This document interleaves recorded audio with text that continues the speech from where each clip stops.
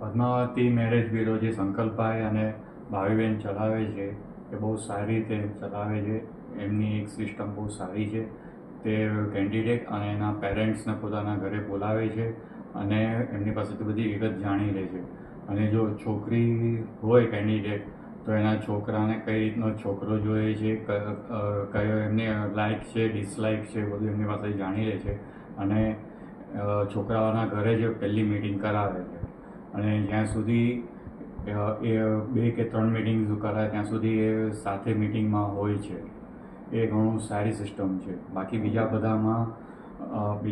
બધા મેરેજ બ્યુરોમાં ખાલી બાયોડેટાનો જ ઇસ્યુ આવે છે કે એ લોકો ઇસ્યુ કરે છે, પછી કાંઈ આપણને બધું આપણી રીતે જ કરવાનું હોય છે. પણ આપણને એટલીસ્ટ એટલો સંતોષકારક આપણને રિસ્પોન્સ મળે છે.